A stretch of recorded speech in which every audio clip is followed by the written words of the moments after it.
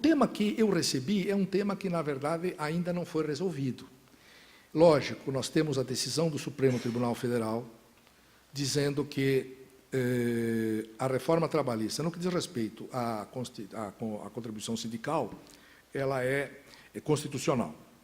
Isso quer dizer que a contribuição sindical se tornou facultativa e deixou de ser obrigatória.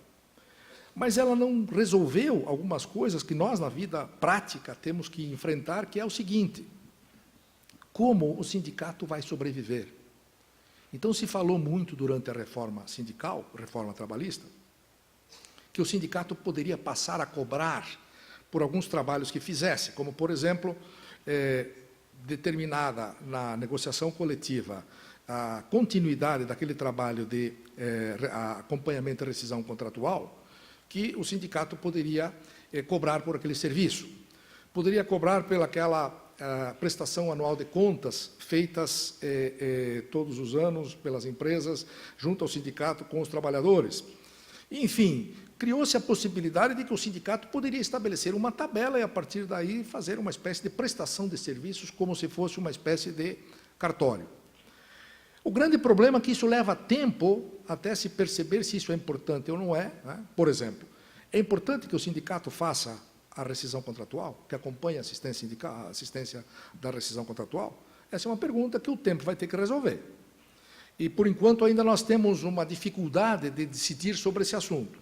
Então, nós, no curto prazo, o que me parece é que nós, na academia especialmente, vamos ter que pensar profundamente sobre como o sindicato, daqui para frente, vai poder existir.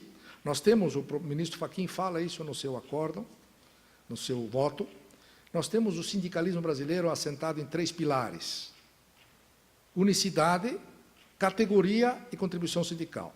A contribuição sindical se tornou voluntária, deixou de ser obrigatória, mas remanescem 2 coisas do sindicalismo, que são o princípio da categoria e o princípio da unicidade, que são contrárias à Convenção 87, que devem ser modificadas, mas resistem ao tempo.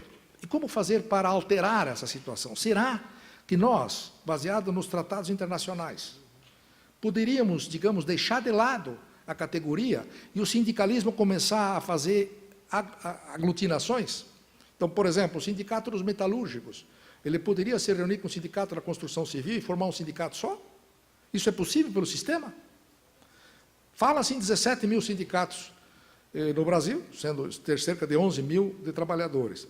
Esses 11 mil sindicatos de trabalhadores, eles poderiam fazer digamos assim, uma redução pela própria negociação entre eles, fazendo com que os sindicatos pudessem se fortalecer? O sistema legal permite isso, do ponto de vista da unicidade. E do ponto de vista da categoria. Eu posso ter um sindicato com mais de uma categoria profissional?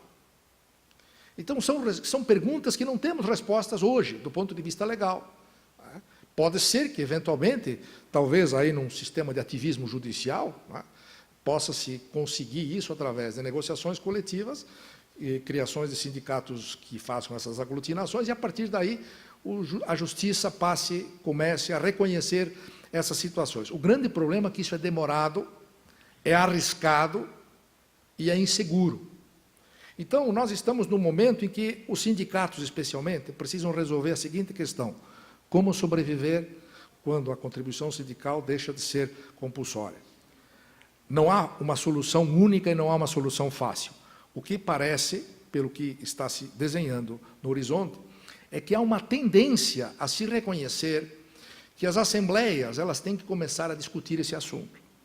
Então, há um movimento, há uma ordem de interpretação que diz que a Assembleia Geral da categoria ela poderia discutir essa questão e votar essa questão e aprovar essa questão relacionada à contribuição sindical, autorizando a Assembleia que as empresas pudessem fazer esses descontos. Mas isso não é isento de dúvidas, não é isento de discussões. Há quem diga que isso seria uma invasão da liberdade que tem o trabalhador de contribuir ou não em relação ao sindicato. Então, nós ficamos numa situação de dificuldade aí. O fato é que o Ministério Público do Trabalho fez uma nota técnica num setor específico que atua na área do direito sindical, a nota técnica número 1 da CONALES, e ela, digamos, sustenta a teoria de que é possível, é regular, que a Assembleia Geral aprove esse desconto dos trabalhadores associados e não associados, convocando todos esses trabalhadores, e, a partir dessa aprovação, esse desconto seria lícito. Isso tem sido discutido porque há um outro lado da moeda, que é aqueles descontos individualizados, que têm sofrido digamos assim, doutrinariamente, uma dúvida, se o trabalhador chamado no setor de recursos humanos para autorizar ou não autorizar o desconto, ele não estaria, digamos, envolvido na vedação daquilo que está na Convenção número 98 da OIT, e a empresa não participaria de uma espécie de conduta antissindical.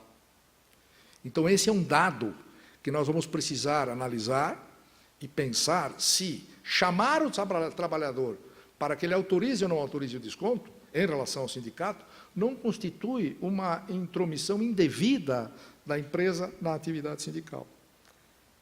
E eu penso que isso tem alguma coisa a ver também com as eleições, no sentido de que a empresa não pode chegar para o trabalhador e dizer que ele tem que votar em A, ou B, ou C, porque, evidentemente, isso configura intromissão indevida na liberdade de consciência, a liberdade de pensamento que tem, ou de crença que tem o trabalhador.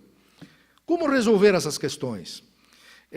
Não são fáceis, mas o TST vem apresentando, a meu juízo, eu sei que há muita crítica sobre isso, o TST, lá pela sua vice-presidência, vem apresentando uma solução que vem ganhando espaço porque ela vem sendo homologada pelo Tribunal Superior do Trabalho, que é o tribunal a última instância da Justiça do Trabalho. O que tem feito o TST? Ele tem homologado cláusulas negociadas pelos quais as empresas e os sindicatos de trabalhadores têm estabelecido cotas negociais. Essas cotas negociais, normalmente, elas ficam em torno de 50% do que era um dia de salário. Então, se estabelece isso na negociação coletiva, de que, quando houver o primeiro pagamento do salário reajustado e as conquistas sociais, haverá um desconto de 50% de um dia de salário dos trabalhadores associados e não associados, permitido aos não associados o direito de oposição num prazo de 15 dias, 30 dias antes desse desconto. É um caminho que não é infenso a dúvidas e a críticas, mas é um caminho que o TST vem trabalhando, e já foram homologados recentemente 2 casos, o da Vale, que é uma empresa muito grande, com o Sindicato dos Ferroviários do Maranhão, Pará e Tocantins, e, mais recentemente, um caso também que estabeleceu um acordo com uma outra entidade, não sei, acho que eu não trouxe aqui, mas está estabelecido isso lá no site do TST. São 2 casos, pelo menos, Companhia Nacional de Abastecimento, CONAB e entidades sindicais. Então, existem 2 casos em que o TST homologa, aceita esse tipo de acordo entre o sindicato e as empresas, no sentido de estabelecer uma chamada cota negocial. É uma espécie de um jeitinho brasileiro, porque no momento em que se admite a contribuição sindical, dessa forma, pela Assembleia Sindical, nós temos um problema que, na verdade, é um problema que joga-se de volta para o sistema bancário, para o sistema estatal, que é a distribuição dessa receita. A partir do momento que se diz, bom, mas então os trabalhadores associados e não associados concordam em descontar, que a empresa desconte, e por intermédio dessa Assembleia Geral autorizativa. Esses valores de um dia de salário, eles são descontados para sindicato, federação, central sindical, fundo de amparo ao trabalhador, enfim, há todo aquele parcelamento desses valores. E aí, valores que vão, inclusive, para o cofre do governo. Né? No caso da receita sindical, dos trabalhadores são 10%, e da receita dos empregadores são 20%. Portanto, há aí um fundo que, na verdade, o Supremo não reconheceu que isso seria inconstitucional, né? Porque, hipoteticamente, era um dinheiro que ia para o seguro-desemprego, ia para o Fundo de Amparo ao Trabalhador, portanto, verba orçamentária.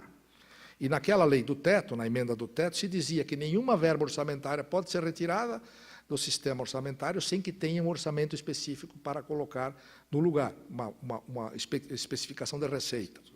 Portanto, acho que o ideal seria que fizéssemos uma adaptação da reforma, e aí talvez venha a minha sugestão, porque esta vedação que está na reforma, para que isto seja negociado coletivamente, me parece que impede um avanço desta matéria, tá? Porque a reforma tratou de impedir que essas verbas de custeio de receitas sindicais pudessem ser negociadas, especialmente em relação aos trabalhadores não associados.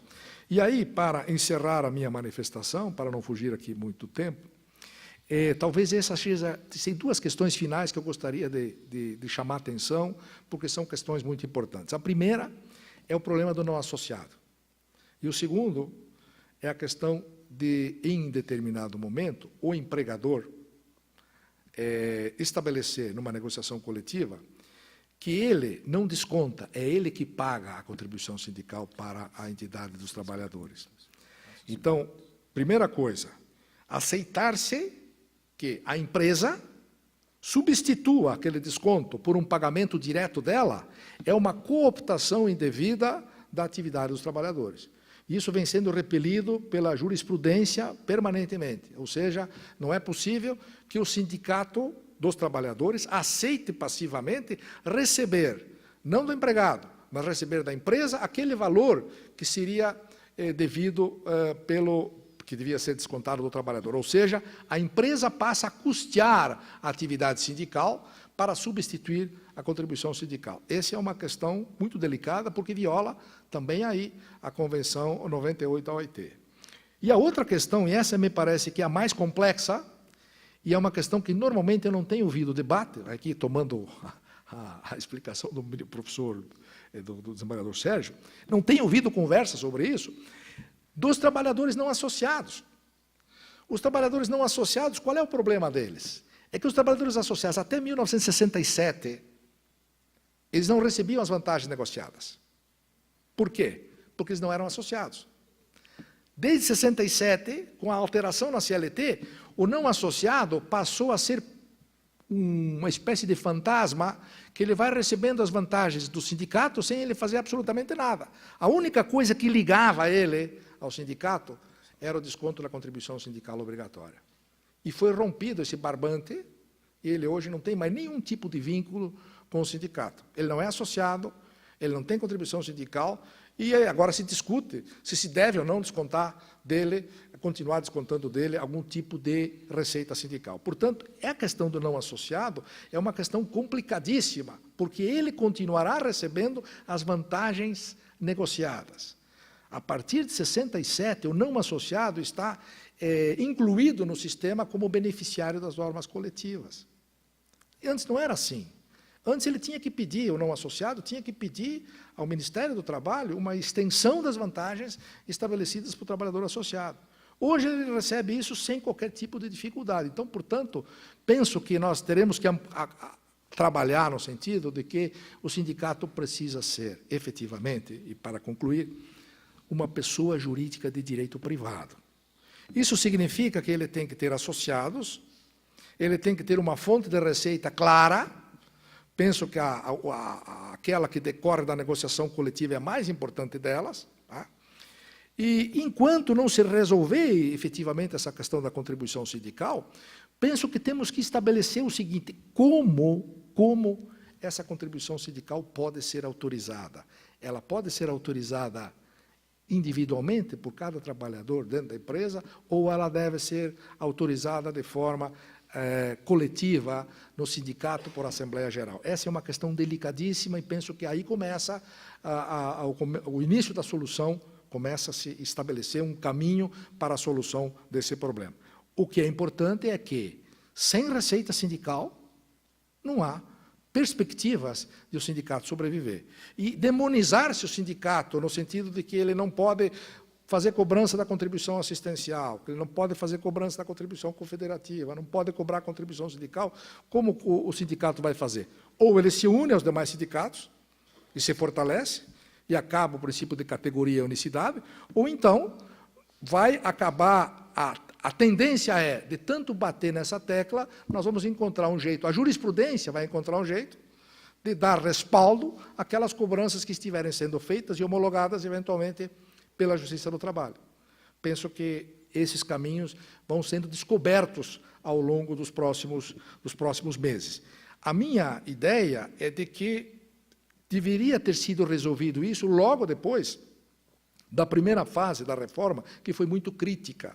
Acho que ali deveria ter se encontrado um caminho para, pelo menos, dizer, olha, os sindicatos podem resolver a questão da contribuição sindical, da contribuição negocial, contribuição assistencial, da sua receita, através das negociações coletivas. Eu acho que é o caminho para se resolver isso, tirando o Estado, tirando bancos públicos, tirando verbas para seguro-desemprego, deixando isso para que seja receita do sindicato, federação, centrais sindicais, entidades sindicais, tanto dos trabalhadores quanto dos empregadores.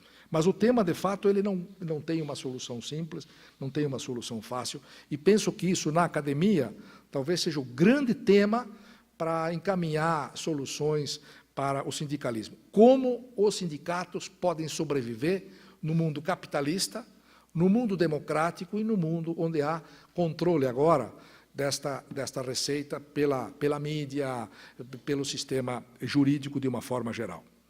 Agradecendo mais uma vez a oportunidade que tive por aqui, eu vou lembrar só de uma frasezinha latina que um professor nosso da Academia de Direito do Trabalho citou há pouco tempo, sobre o professor Sérgio citou, acabou não citando, porque eu não escutei a palavra em alemão, mas ele falou que era uma palavra muito difícil de falar. Né? A expressão em latim é aquela expressão que fala nas coisas que podem ser, quando o contrato sofre mudanças, e essas mudanças tornam a possibilidade de você, a partir dessa mudança, ter um outro entendimento em relação àquilo. Né? Então, nessa expressão latina está contida a ideia da seguinte situação. O trabalhador não associado, ele tinha o vínculo com o sindicato quando ele tinha o vínculo pela contribuição sindical.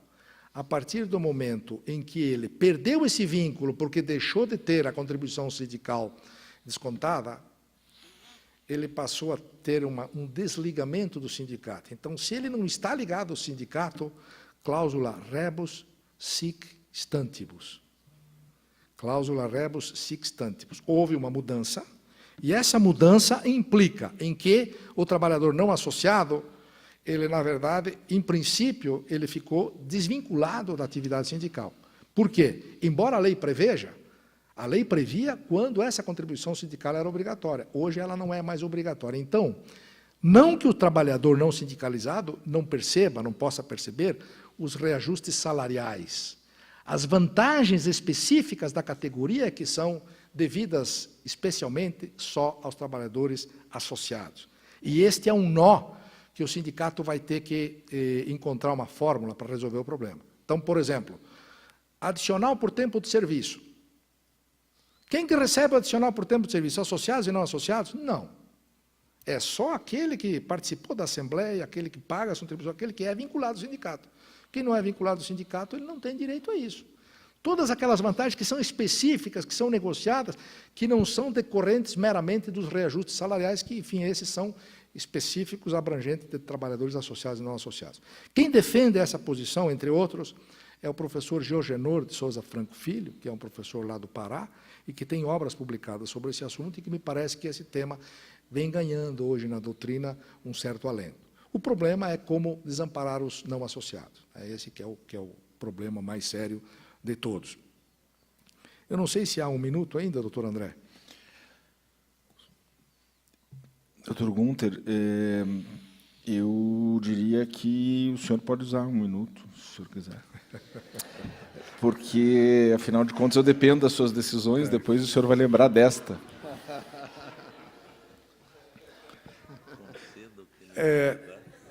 Teve um evento lá na OAB, que eu terminei a minha manifestação com uma poesia que é mais dirigida às mulheres do que aos homens, mas, enfim, os homens também têm sensibilidade, né? Dizer que os homens não têm sensibilidade é como reconhecer-se, por exemplo, que aquela regra lá da CLT que diz que a revista íntima não pode ser feita em relação às mulheres, não se aplica aos homens, ou seja, que os homens não têm intimidade, né? Então, os homens também têm, enfim, não só intimidade, como têm privacidade, como têm sensibilidade, especialmente. É por isso que eu gostaria aqui de lembrar de que todos nós somos feitos de afeto, de sensibilidade, de fraternidade e, muito mais do que isso, de fidelidade aos nossos princípios. E lembrar uma poesia de um autor nosso conhecido, brasileiro, que diz assim: de tudo ao meu amor serei atento antes, e com tal zelo, e sempre, e tanto, que mesmo em face do maior encanto, dele se encante mais meu pensamento. Quero vivê-lo em cada momento, e em seu louvor hei de espalhar meu canto, e rir meu riso, e derramar meu pranto, ao seu pesar ou seu contentamento. E assim, quando mais tarde me procure, quem sabe a morte e a angústia de quem vive, quem sabe a solidão, fim de quem ama, eu possa me dizer do amor que tive, que não seja imortal, posto que é chama, mas que seja infinito enquanto dure. É isso. Bem.